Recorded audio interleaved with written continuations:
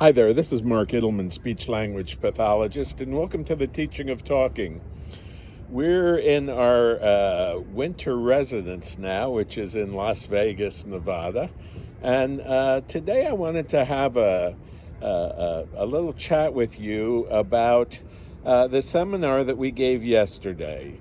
Now, more and more speech pathologists are finding out about the teaching of talking, and many of them are tired of using worksheets and flashcards and things like this and having to worry about materials. You know, one of the things that a lot of therapists are doing is that they're spending hundreds and hundreds of dollars on apps and different published materials that are supposedly supposed to be used to help people talk, and they're really not necessary. And so one of the things that we learned yesterday, we gave a live online 3-hour seminar in the Teaching of Talking, Part 2. We have 2 parts to our seminars. The first part is dealing with the diagnosis of aphasia with the Teaching of Talking method and the philosophy behind the Teaching of Talking method. And so that was the first 3 hours. And the second 3 hours, which was yesterday, was in how to basically do the Teaching of Talking method with those who have aphasia.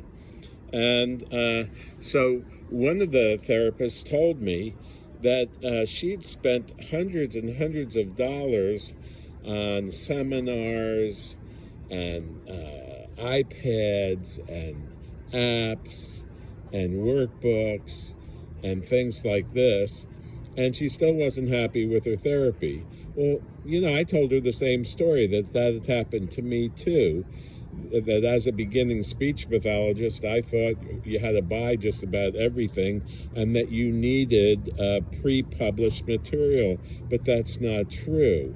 So the therapists yesterday learned that, gosh, a basic and a simple conversation is what you can have with an individual who's got aphasia. You first have to find out how well they speak, if they can imitate any words at all, and if they can, then you start at the level where they can speak, whether it's 1 word or 2 words or more. And so the next fundamental is that you find subjects that they love to talk about, subjects that are of interest to them. And when you do that, you've got a listener and a speaker who's motivated and who's paying attention and who's listening and who's speaking, and you have a therapist who's learning about that individual and learning about what aspect of speech to be working on. Because when I listen to a person talk, after a while we have a conversation, and during that conversation I can make lots of observations about their speaking speed, their clarity of speech, how well they recall, their prosody, their rhythm, their speaking speed. I mean, there are tons of things that we find out about people with aphasia and all the various parameters of speaking that can be measured and can be improved. And this is a skill that many therapists were never really taught how to do. What a lot of therapists were taught how to do was how to measure things with standardized tests. And you know, standardized tests don't really give you a clear idea of a person's speaking. To me, what gives you a clear idea of a person speaking is to actually speak with them. And then while you're speaking with them, pay attention, open your eyes up, watch them talk, listen to them talk, see if they have any hesitancies, and just see exactly what's going on, because you can find out about their grammar, you can find out about their articulation, you can find out about the clarity of speech, you can find out about so many, many things that many testing instruments don't even address. And one of the problems also is the fact that when I teach students how to do speech therapy, I don't use standardized tests at first. What I want to teach them how to do is to stop, to look, and to listen to what's going on, because a lot of times when students do these standardized tests, they're paying more attention to whether or not they're doing the test right, and paying attention to all of those things related to the test, and not as much attention to the individual that they're testing. So their attention is subdivided. And what I like to do, and what I like to teach therapists how to do, is how to give all of your attention to the act of speaking and to converse with individuals who have aphasia. And what I found out is that many with aphasia, even the ones with severe problems, they want to converse, and you can usually find ways to converse or to talk with people, even if they have severe problems, even if you have to only talk one word at a time. So one of the things then that we learned yesterday was that a lot of therapists don't have to spend a lot of money on materials and flashcards and iPads and all of those other things that they think that they need in order to help a person talk better. What I think that a person needs to help another person talk better is, first of all, a strong desire to want to help another person speak. Just plain and simple. A strong desire for that, okay? And then, not only should they have a strong desire, but they should want that person to speak, and they should enjoy conversation. So, one of the things that I've been working on for the last month or so is, many people know that I'm an amateur photographer and I enjoy photographing people. And so what I typically do is I go up to people and I start talking with them, and then after a few minutes, photograph them. And that's a wonderful experience, because the act of conversation, the act of meeting somebody, the act of talking somebody, there's not much of it's extremely pleasurable.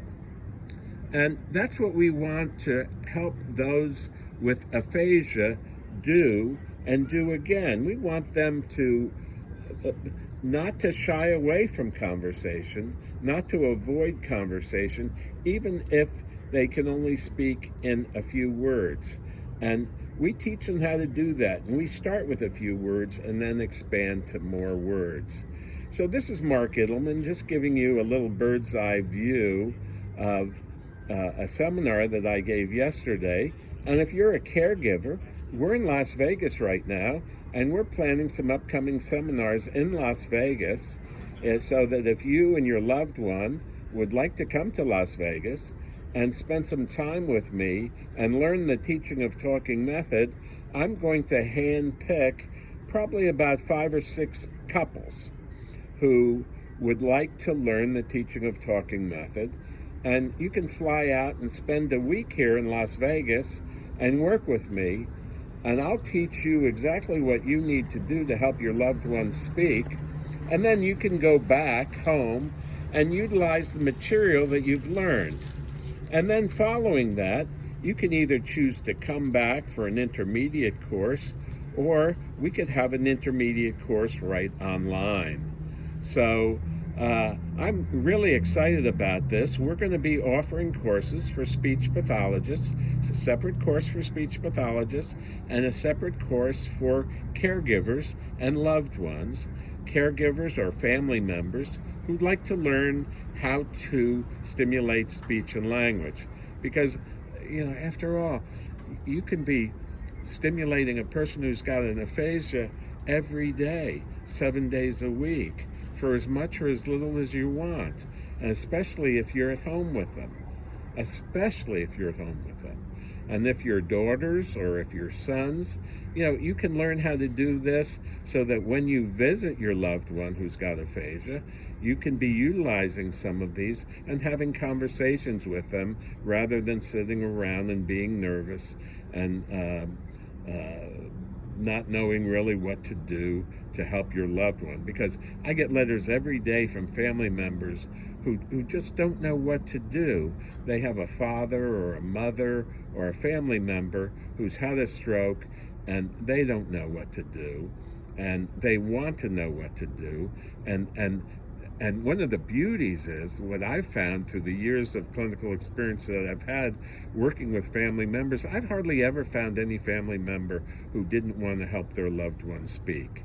And some of these folks are some of the best language stimulators I've ever seen. In fact, I'd put them up against almost any therapist at being able to stimulate speech and language with those who have aphasia. So there's a lot of opportunity for you. If you want to really learn how to help your loved one with aphasia, contact me today and we can set up a telephone interview, or if you'd like to come to Las Vegas and work with me for a week, we can start to formulate a class that would consist of anywhere from 4 to 6 people, where you can learn firsthand the strategies to help your loved one talk. This is Mark Edelman, and I hope you've enjoyed this little video. If you have, give us a thumbs up if you would. And down below is our website at teachingoftalking.com. And there's a questionnaire down there underneath this video that you can click on, fill it out and send it along to me, and I'll contact you and we'll see if we can set up a free consultation for you to see if your loved one would be a good candidate for the teaching of talking method, or even to attend a seminar out here in Las Vegas. Or for those of you who can't travel, if you want to arrange to have a seminar that you can have right in somebody's house, where I can work with groups of people right online. In fact, the seminar I did yesterday was from some speech pathologists in Houston, Texas, and they met in a central location. They had a large computer monitor, and they attended the course, and it was just like attending one live. But here in Las Vegas, you might want to come and do both. You can have some fun and also at the same time work with your speech and language, or work with your loved one who's got aphasia. So that's my invitation to you. If you'd like to be on our mailing list, there's a link that'll send you to our webpage, and down at the bottom of each web page at our website, you can click on if you want to receive weekly videos and written blogs. If so, just fill that out with your name and email address, and you'll be on our list, and we'll send you lots of interesting videos and blogs every week. So on that, I'm going to say adios for now, and remember that if you like the video, give us a thumbs up, and we're looking forward to having you join our community. We're also on Facebook at teachingoftalking.com. So get in contact with me, and let's start a nice relationship. So have a great day today, and I look forward to speaking with you soon. Bye-bye now.